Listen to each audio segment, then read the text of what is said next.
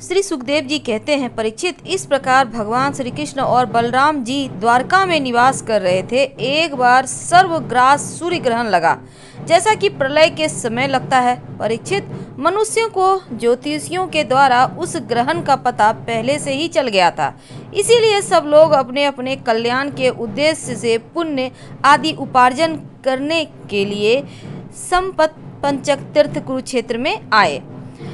समंत पंचक क्षेत्र वह है जहाँ शस्त्रधारियों में श्रेष्ठ परशुराम जी ने सारी पृथ्वी को छत्रहीन करके राजाओं की रुधिर धारा से 5 बड़े बड़े कुंड बना दिए थे। जैसे कोई साधारण मनुष्य अपने पाप की निवृत्ति के लिए प्रायश्चित करता है, वैसे ही सर्वशक्तिमान भगवान परशुराम ने अपने साथ कर्म का कुछ संबंध न होने पर भी लोक रक्षा के लिए वहीं पर यज्ञ किया था।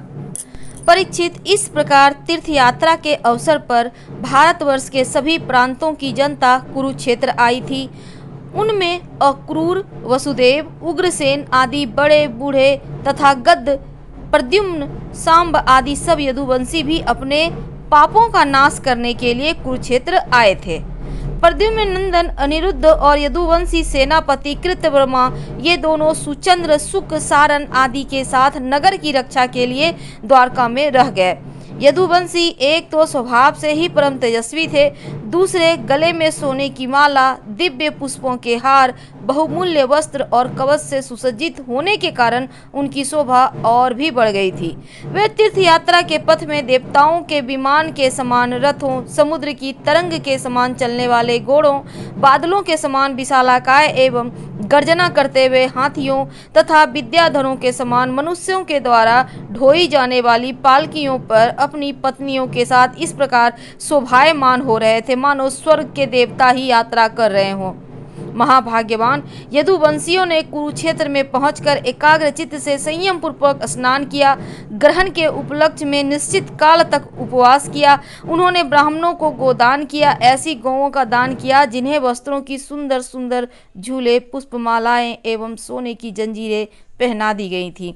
इसके बाद ग्रहण का मोक्ष हो जाने पर परशुराम जी ने के बनाए हुए कुंडों में यदुवंशियों ने विधि पूर्वक स्नान किया और सत्पात्र ब्राह्मणों को सुंदर सुंदर पकवानों का भोजन कराया। उन्होंने अपने मन में यह संकल्प किया था कि भगवान श्री कृष्ण के चरणों में हमारी प्रेम भक्ति बनी रहे। भगवान श्री कृष्ण को ही अपना आदर्श और इष्ट देव मानने वाले यदुवंशियों ने ब्राह्मणों से अनुमति लेकर तब स्वयं भोजन किया और फिर घनी एवं ठंडी छाया वाले वृक्षों के नीचे अपनी अपनी इच्छा के अनुसार डेरा डालकर ठहर गए। परीक्षित, विश्राम कर लेने के बाद यदुवंशियों ने अपने सुहृदय और संबंधी राजाओं से मिलना भेंटना शुरू किया। वहाँ मत्स्य, उसीनर, कौशल, विदर्भ, कुरु, सृंजय, कम्बोज, कैकेय, मद्र, कुंती, अनर्त, केरल एवं दूसरे अनेकों देशों के अपने पक्ष के तथा शत्रु पक्ष के सैकड़ों नरपति आए हुए थे। परीक्षित, इनके बाद अतिरिक्त यदुवंशियों के परम हितैषी बंधु नंद आदि गोप तथा भगवान के दर्शन के लिए चिरकाल से उत्कंठित गोपियां भी वहां आई हुई थी। यादवों ने इन सबको देखा। परीक्षित, एक दूसरे के दर्शन, मिलन, वार्तालाप से सभी को बड़ा आनंद हुआ। सभी के हृदय कमल एवं मुख कमल खिल उठे। सब एक दूसरे को भुजाओं में भरकर हृदय से लगाते, उनके नेत्रों से आंसुओं की झड़ी लग जाती, रोम रोम खिल उठता, प्रेम के आवेग से बोली बंद हो जाती और सब के सब आनंद समुद्र में डूबने उतरने लगते। पुरुषों के भांति स्त्रियां भी एक दूसरे को देखकर प्रेम और आनंद से भर गईं। वे अत्यंत सौहार्द, मंद मंद मुस्कान, परम पवित्र तिरछी चितवन से देख देख कर परस्पर भेंट अंकवार करने लगी। वे अपनी भुजाओं में भरकर केसर लगे हुए वक्ष स्थलों को दूसरी स्त्री के वक्ष स्थलों से दबाती और अत्यंत आनंद का अनुभव करती। उस समय उनके नेत्रों से प्रेम के आंसू छलकने लगते। अवस्था आदि में छोटों ने बड़े बूढ़ों को प्रणाम किया और उन्होंने अपने से छोटों को प्रणाम स्वीकार किया और वे एक दूसरे का स्वागत करके तथा कुशल मंगल आदि पूछकर फिर श्री कृष्ण की मधुर लीलाएं आपस में कहने सुनाने लगी। परीक्षित, कुंती, वसुदेव आदि अपने भाइयों, बहनों, उनके पुत्रों, माता पिता, भाभियों और भगवान श्री कृष्ण को देखकर उनसे बातचीत करके अपना सारा दुख भूल गए। कुंती ने वासुदेव जी से कहा, भैया मैं सचमुच बड़ी अभागिन हूँ, मेरी एक भी साध पूरी ना हुई। आप जैसे साधु स्वभाव सज्जन भाई आपत्ति के समय मेरी सुधि भी ना ले, इससे बढ़कर दुख की बात क्या होगी। भैया विधाता जिसके बाएं हो जाता है उसे स्वजन संबंधी, पुत्र और माता पिता भी भूल जाते हैं, इसमें आप लोगों का कोई दोष नहीं। वासुदेव जी ने कहा, बहन उलाहना मत दो, हमसे बिल ना मानो, सभी मनुष्य दैव के खिलौने हैं। संपूर्ण लोक ईश्वर के बस में रहकर कर्म करता है, उसका फल भोगता है। बहन कंस के सताए जाकर हम लोग इधर उधर अनेक दिशाओं में भागे हुए थे। अभी कुछ ही दिन हुए, ईश्वर की कृपा से हम सब पुनः अपना स्थान प्राप्त कर सके हैं। श्री सुखदेव जी कहते हैं, परीक्षित, वहाँ जितने भी नरपति आए थे, वसुदेव, उग्रसेन आदि यदुवंशियों ने उनका खूब सम्मान सत्कार किया। वे सब भगवान श्री कृष्ण का दर्शन पाकर परमानंद और शांति का अनुभव करने लगे। परीक्षित, भीष्म पितामह, द्रोणाचार्य, धृतराष्ट्र, दुर्योधन आदि पुत्रों के साथ गांधारी के साथ युधिष्ठिर आदि पदव, कुंतीसु, विदुर, कृपाचार्य, कुंती भोज, विराट, भीष्मक, महाराज, नमतिज, पुरुजीत, द्रुपद, शल्य, धृत केतु, काशी नरेश, दम घोष, विशालाक्ष, मिथिला नरेश, मद्र नरेश, केकय नरेश, युधामन्यु, सुशर्मा अपने पुत्रों के साथ बाहिक और दूसरे भी युधिष्ठिर के अनुयायी नृपति भगवान श्री कृष्ण का परम सुंदर श्री निकेतन विग्रह और उनकी रानियों को देखकर अत्यंत विस्मित हो गए। अब ये भगवान श्री कृष्ण से भली भांति सम्मान प्राप्त करके बड़े आनंद से श्री कृष्ण के स्वजनों यदुवंशियों की प्रशंसा करने लगे।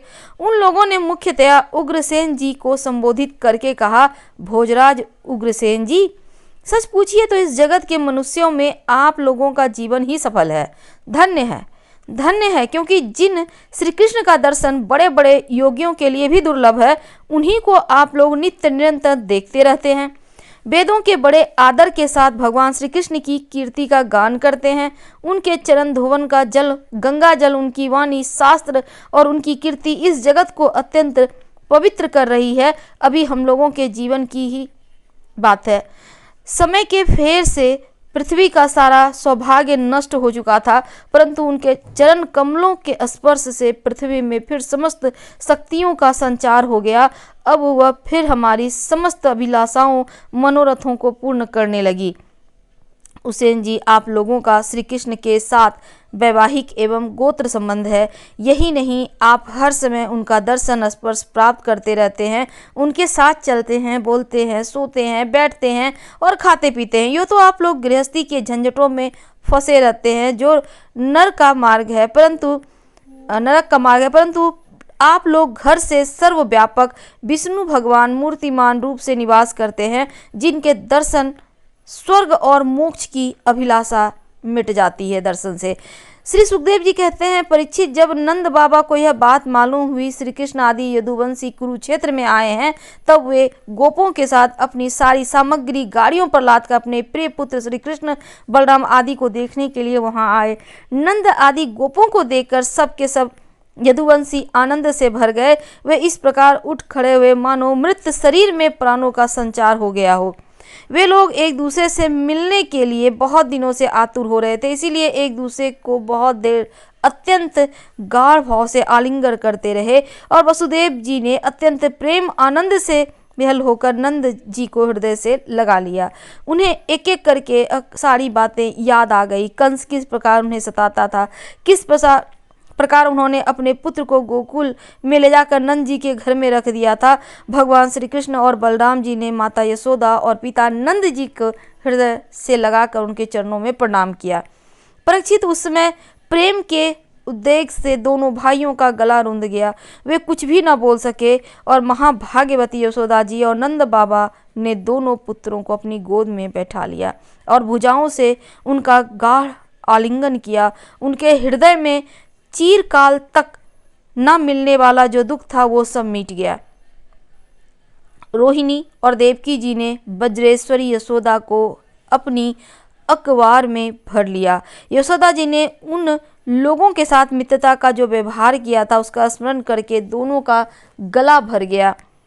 वे यशोदा जी से कहने लगी, यशोदा रानी, आपने और ब्रजेश्वर नंद जी ने हम लोगों के साथ जो मित्रता का व्यवहार किया वह कभी मिटने वाला नहीं है। उसका बदला इंद्र का ऐश्वर्य पाकर भी हम किसी प्रकार नहीं चुका सकते। नंद रानी जी, भला ऐसा कौन कृतघ्न है जो आपके उस उपकार को भूल सके। देवी, जिस समय बलराम और श्री कृष्ण ने अपने माँ बाप को देखा तक न था और इनके पिता ने धरोहर के रूप में इन्हें आप दोनों के पास रख छोड़ा था, उस समय आपने इन दोनों की इस प्रकार रक्षा की जैसे पल के पुतलियों की रक्षा करती रहती हैं, तथा आप लोगों ने ही इन्हें खिलाया पिलाया दुलार किया रिझाया, इनके मंगल के लिए अनेकों प्रकार के उत्सव मनाए। सच पूछिए तो इनके माँ बाप आप ही लोग हैं। आप लोगों की देखरेख में इन्हें किसी की आँच तक ना लगी और ये सर्वथा निर्भय रहे, ऐसा करना आप लोगों के अनुरूप ही था, क्योंकि सत्पुरुष की दृष्टि में अपने परायों का भेदभाव नहीं होता। नंद रानी जी, सचमुच आप लोग परम संत हैं। श्री सुखदेव जी कहते हैं, परीक्षित, मैं कह चुका हूँ कि गोपियों के परम प्रियतम जीवन सर्वस्व श्री कृष्ण ही थे। जब उनके दर्शन के समय नेत्रों की पलकें गिर पड़ती तब वे पलकों को बनाने वाले को ही कोसने लगती। उन्हीं प्रेम की मूर्ति गोपियों को आज बहुत दिनों के बाद भगवान श्री कृष्ण का दर्शन हुआ। उनके मन में उनके लिए कितनी लालसा थी, इसका अनुमान भी नहीं किया जा सकता। उन्होंने नेत्रों के रास्ते अपने प्रियतम श्री कृष्ण को हृदय में ले जाकर गाढ़ आलिंगन किया और मन ही मन आलिंगन करते करते तन्मय हो गईं। परीक्षित, कहाँ तक कहीं वे उस भाव को प्राप्त हो गईं जो नित्य निरंतर अभ्यास करने वाले योगियों के लिए भी अत्यंत दुर्लभ है। जब भगवान श्री कृष्ण ने देखा कि गोपियां मुझसे तदांत में को प्राप्त एक हो रही हैं, तब वे एकांत में उनके पास गए, उनको हृदय से लगाया, कुशल मंगल पूछा और हंसते हुए ये बोले, सखियों, हम लोग अपने स्वजन संबंधियों का काम करने के लिए वज्र से बाहर आए हैं और इस प्रकार तुम्हारी जैसी प्रेयसियों को छोड़कर हम शत्रुओं का विनाश करने में उलझ गए। बहुत दिन बीत गए, क्या कभी तुम लोग हमारा स्मरण भी करती हो? मेरी प्यारी गोपियों, कहीं तुम लोगों के मन में यह आशंका तो नहीं हो रही कि मैं कृतज्ञ हूँ और ऐसा समझकर तुम लोग हमसे बुरा तो नहीं मानने लगी हो? निसंदेह भगवान प्राणियों के संयोग और वियोग के कारण जैसे वायु, बादल, तिनके, रुई और धूल के कणों को एक दूसरे से मिला देती हैं, उसी प्रकार फिर स्वच्छंद रूप से उन्हें अलग कर देती हैं। वैसे ही समस्त पदार्थों के निर्माता भगवान भी सबका संयोग वियोग अपनी इच्छा अनुसार करते रहते हैं। सखियों, यह बड़े सौभाग्य की बात है कि तुम सब लोगों को मेरा वह प्रेम प्राप्त हो चुका है जो मेरी ही प्राप्ति कराने वाला है, क्योंकि मेरे प्रति की हुई प्रेम भक्ति प्राणियों को अमृत तत्व प्रदान करने में समर्थ है। प्यारी गोपियों, जैसे घट पट आदि जितने भी भौतिक पदार्थ हैं, उनके आदि अंत और मध्यम से बाहर और भीतर उनके मूल कारण पृथ्वी, जलवायु, अग्नि, आकाश ही ओतप्रोत हो रहे हैं, वैसे कि जितने भी पदार्थ हैं उनके पहले, पीछे, बीच में, बाहर, भीतर केवल मैं ही हूँ। इसी प्रकार सभी प्राणियों के शरीर में यही पांचों भूत कारण रूप स्थित हैं और आत्मा भोक्ता के रूप से अथवा जीव के रूप से स्थित है, परंतु मैं इन दोनों से परे अविनाशी सत्य हूँ। ये दोनों मेरे ही अंदर प्रतीत हो रहे हैं, तुम लोग ऐसा अनुभव करो। श्री सुखदेव जी कहते हैं, परीक्षित, भगवान श्री कृष्ण ने इस प्रकार गोपियों को आध्यात्म ज्ञान की शिक्षा से शिक्षित किया। इसी उपदेश के बराबर स्मरण से गोपियों का जीवन कोश शरीर नष्ट हो गया और वे भगवान से एक हो गईं, भगवान को ही सदा सर्वदा के लिए प्राप्त हो गईं। उन्होंने कहा, हे कमलनाथ, अगाध बोध संपन्न बड़े बड़े योगेश्वर अपने हृदय कमल में आपके चरण कमलों का चिंतन करते हुए रहते हैं। जो लोग संसार के कुएं में गिरे हुए हैं, उन्हें उनसे निकालने के लिए आपके चरण कमल ही एकमात्र अब लंबन है। प्रभु आप ऐसी कृपा कीजिए कि आपका यह चरण कमल घर गृहस्थ के काम करते रहने पर भी सदा सर्वदा हमारे हृदय में विराजमान रहे, हम एक क्षण के लिए भी उसे ना भूलें। श्रीमद् भागवत महापुराण स्कंद 10 अध्याय 82 समाप्त हुआ।